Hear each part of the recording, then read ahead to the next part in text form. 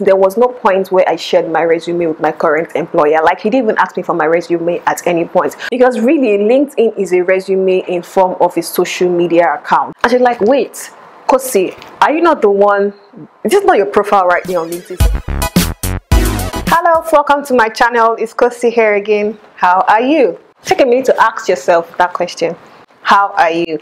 I hope you've been keeping safe. If you're a new subscriber, welcome to the community. Welcome to the party. So good to have you. Thank you for deciding to join us. And if you're a returning subscriber at OG, hey, what's up? I hope you've been keeping safe since my last upload or since the last video that you watched. Today's video is a continuation of the series Newcomer in Canada, and I know for sure that I've been slacking with this series for a while because I've been enjoying the summer and the sunshine. So I've not had enough time to think through and create content for this series. I do apologize, but I think I'm gradually getting my groove back. So today's video, I'm going to be talking to you guys about how LinkedIn helped me get my first job as a newcomer in Canada. Yay! So I'm going to be sharing with you guys all the tips that I learned during the job hunting process, and even now that I'm still working, how I've been making a conscious effort at making my LinkedIn better. So before we get into the details of today's video, disclaimer as usual, I am by no means a consultant on how to use LinkedIn. Neither am I a LinkedIn pro.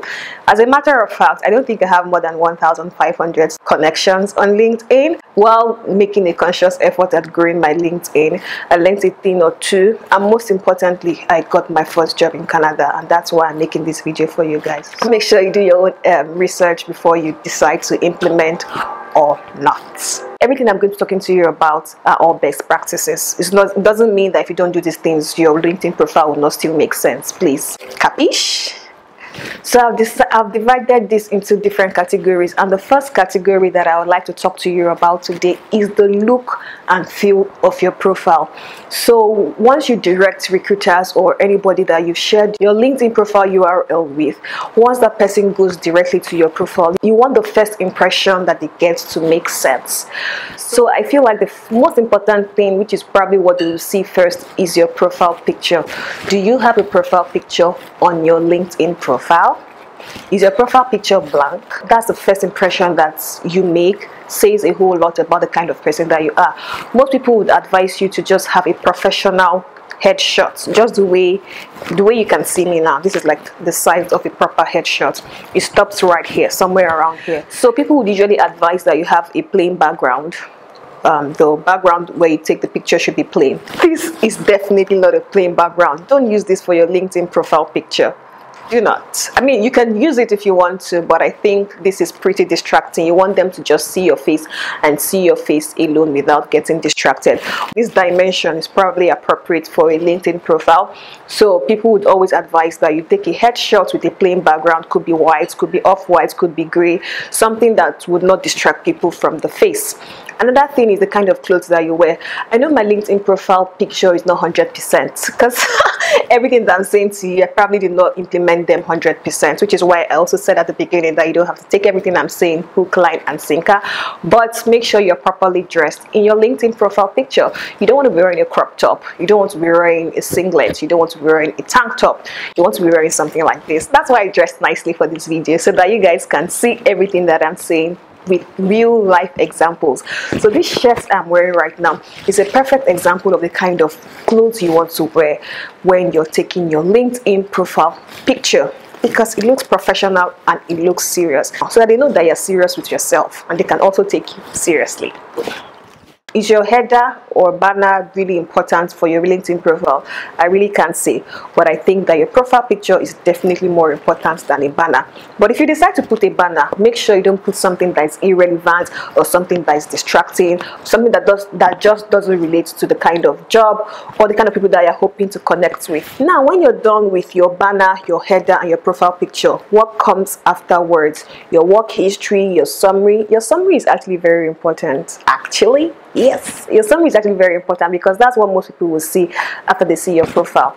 just the way you have in your resume. Please make sure you watch my resume video if you've not watched my resume video, because really LinkedIn is a resume in form of a social media account. That's the way I really see LinkedIn. The way your resume flows is kind of the same way your LinkedIn profile also flows. I don't know if having a summary is really important, because for a very long time I didn't have a summary until recently. So if you're going to have a summary, make sure your summary is related to the kind of jobs that you're looking for, and also related to the kind of jobs that you're currently doing.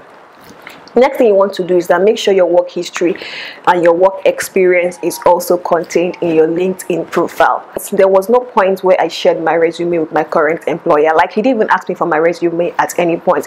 When I walked into the interview, he was actually looking at my LinkedIn profile and asking me things from my LinkedIn profile. So my resume for me was my LinkedIn profile. LinkedIn would actually arrange it for you in chronological order once you provide the necessary information. So take your LinkedIn profile as seriously as you would take your resume. So you want to make sure that the things that you have claimed in your resume are kind of still related to the things that you are claiming on your LinkedIn profile. It's making sense, right? I think so. So when you're done with the look and feel of your LinkedIn profile, the second category is networking, because LinkedIn is a networking site. It's for engaging, it's for networking, it's for meeting people, making connections.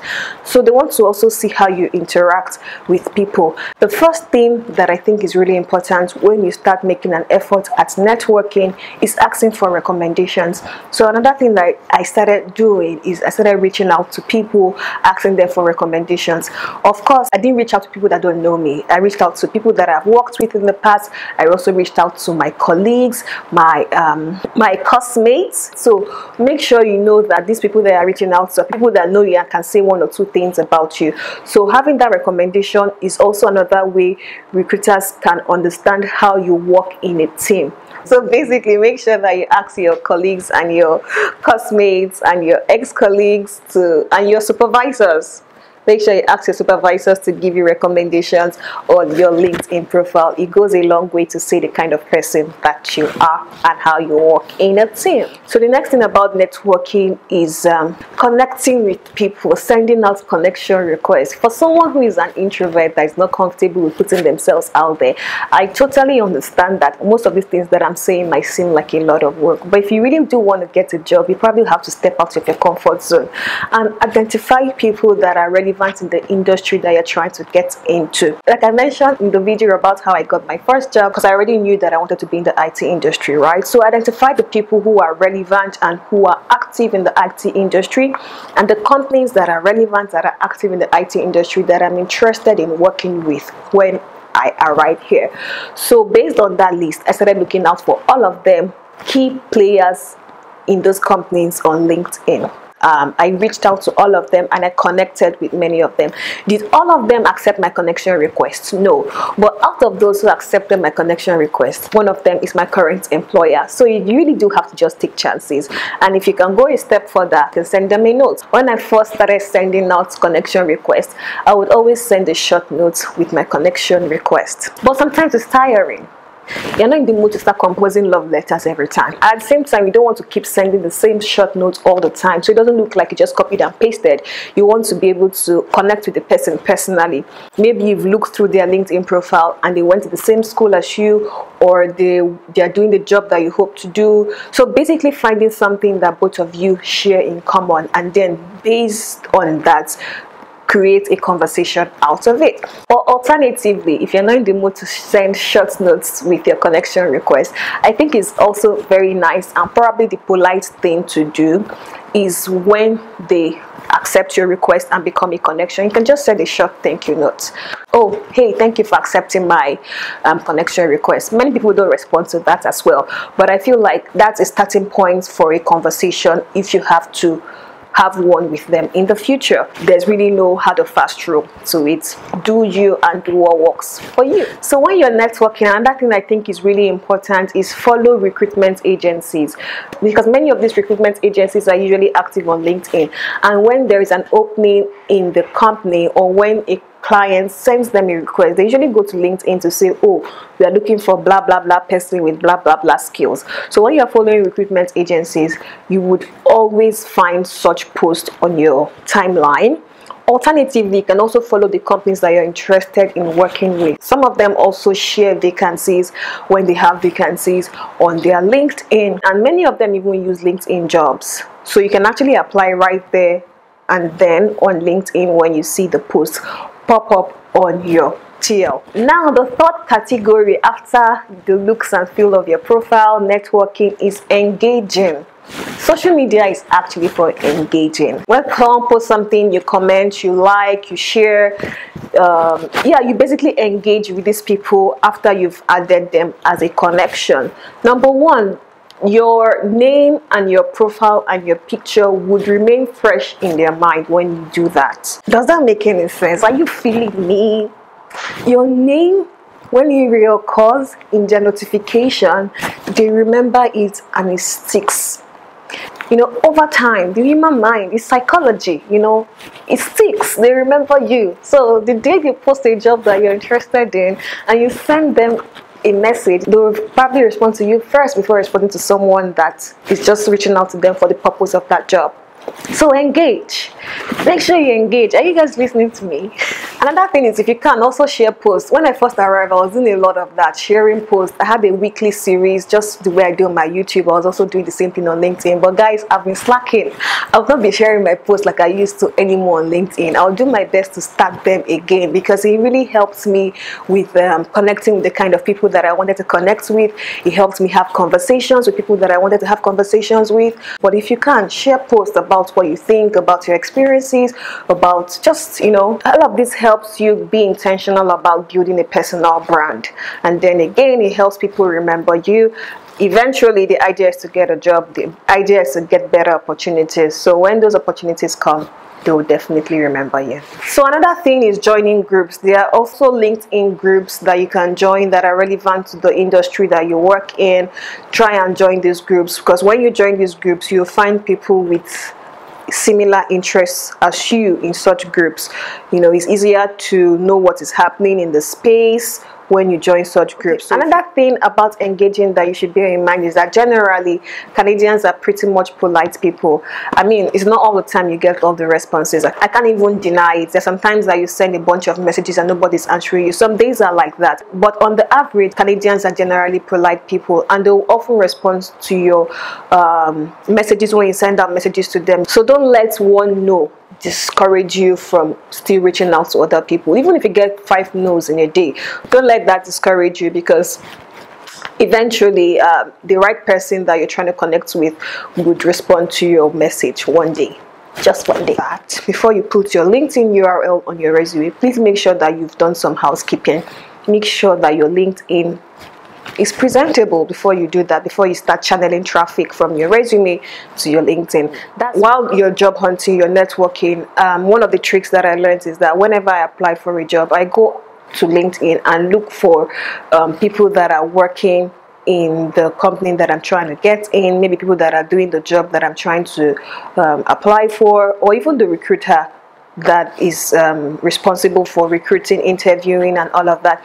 I try to go to LinkedIn, especially for interviews, guys. I don't miss this at all. Once I get an invitation for an interview, of course there will be names in the email, or whichever way they use, whichever medium they use in communicating with you, there's always going to be a name, maybe whoever the interviewer is or something like that. So I usually go on LinkedIn to search about this person. So when I see the person's profile, I read up about what they've done in the past, what they're doing currently. So basically what that does for me is that it prepares me mentally before I go into the interview, because going for an interview is already a lot of work. You're already nervous, you're already having some kind of anxiety and all of that. So meeting someone for the first time on the interview day just makes things a lot more complicated. I feel like if you know the person before you go for the interview, you might be a little more relaxed. So going through the person's LinkedIn profile before I go for my interview kind of helps me create some kind of personal touch already with this person before I finally go for the interview. And there was an interview I went for one time, and luckily for me, or fortunately for me, she was actually looking through her LinkedIn profile the minute I walked into the office, and she's like, wait, Kosi, are you not the one? This is not your profile right here on LinkedIn. So you know what LinkedIn does is that when you look at someone's profile, LinkedIn actually notifies the person that, oh, Kosi just looked at your profile. And coincidentally, she was looking at my profile and then I walked into the interview. So that kind of just helped us break the ice, more or less. And then we started gisting and we laughed about it. So yeah, that already made it easier for me to relax and then be able to communicate and flow nicely during the interview. Now, the reason I think LinkedIn is really popular in Canada and, you know, generally, the reason I think LinkedIn is popular is that I feel like anyone can really write your resume for you. You can copy and paste a resume from Google, but LinkedIn is one of the tools that most recruiters here and anywhere else really use to put a face behind the resume. So putting your LinkedIn URL on your resume takes the recruiter to your LinkedIn profile, and of course you have a photo on your LinkedIn profile. The idea behind this is I'm trying to encourage you to be more active in networking. That's not to say that you can't do this outside of LinkedIn, but LinkedIn works for me, and that's why I'm sharing with you guys, because I'm just a nice girl, right? When I was job hunting, I actually took networking and job hunting as a full-time job. Looking for a job is a full-time job. That's basically what I'm trying to say. If you really do want to get a job, you have to wake up in the morning at 8 a.m.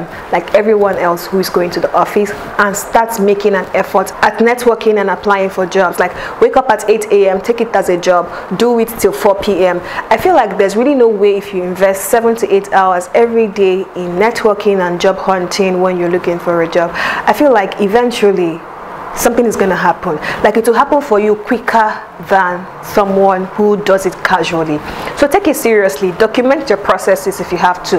If there is a company that you're interested in working with and you have been able to connect with 1 or 2 persons in those companies, strike it off your checklist and go to the next one.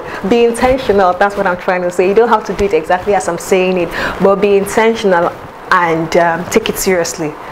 Take networking seriously. So this video is also a reminder for me to do better. It's not just about me sharing my experiences with you, collect from you. Sometimes you'll be surprised to see that there are some things that you can also offer to these people that they are also in need of. So it should be a two-way thing. Networking should be two-way. It shouldn't be all about, I'm looking for a job, help me get a job. Nah, it screams desperation.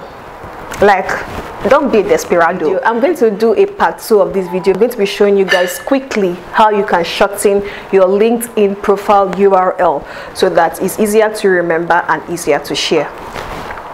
That brings us to the end of part 1 of this video. Please look out for part 2 of this video. If you're still watching up to this point, you are the real MVP.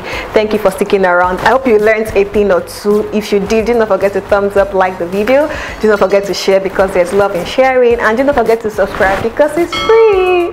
And before you leave, please check out my other videos on my newcomer in Canada experiences, because you might also find them helpful. To my next video, stay safe, take care of yourself, and always remember to be kind.